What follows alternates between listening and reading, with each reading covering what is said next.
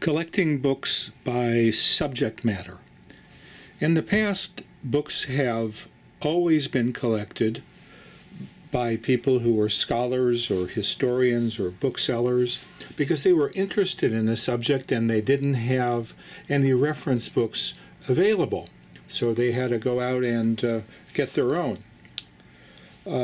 Here is a table filled with reference books on the history of costume. It's a subject I've always been interested in. There's about 15 books here. I would guess that if I were to search on the web for the history of costume, I'd probably find about 50,000. The wealth of material available doesn't make these books on the desk outdated or irrelevant. In fact, there's things that can be done with a physical book that can't be done digitally.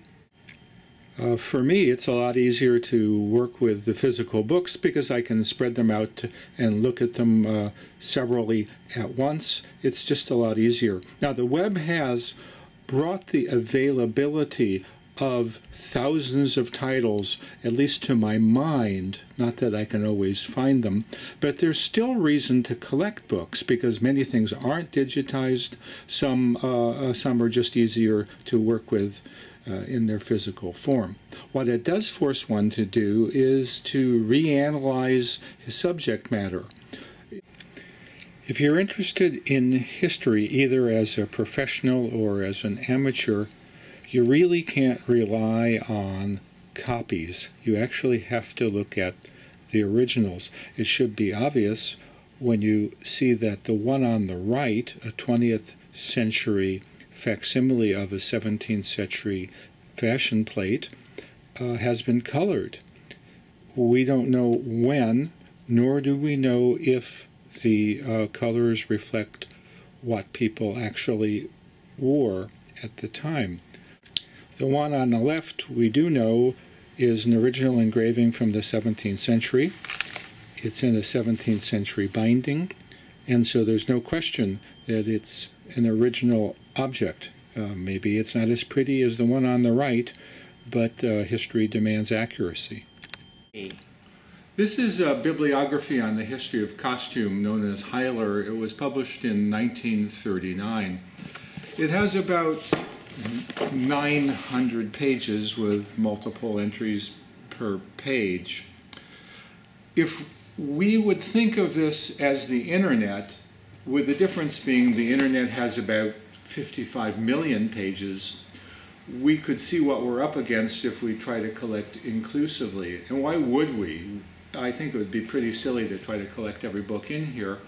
And the only reason to collect books nowadays is because there's something that's not in here or it's not categorized the way you're interested in it. Let's say that you're interested in the big hair phenomenon.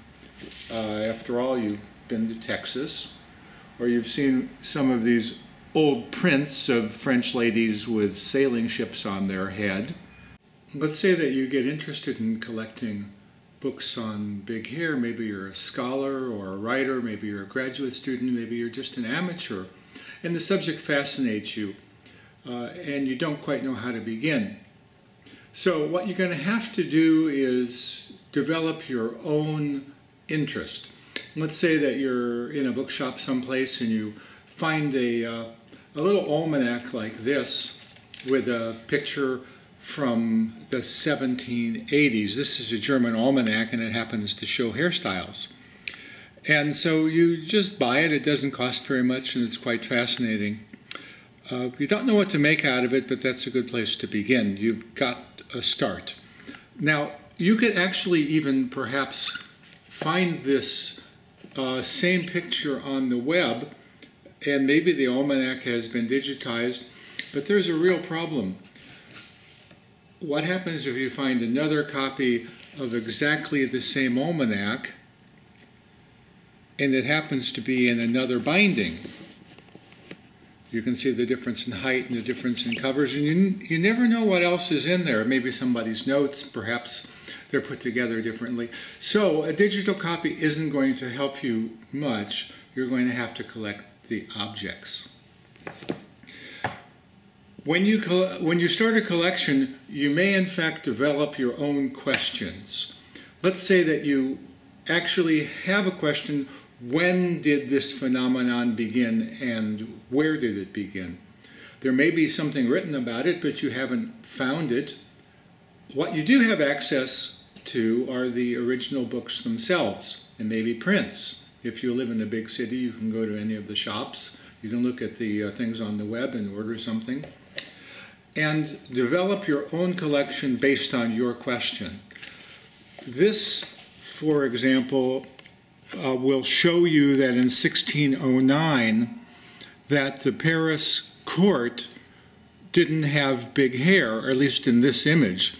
Your hypothesis then is, in the early 17th century, the phenomenon of big hair had not developed in France. So that's all you know, but that's a good starting point. And the direction is clear.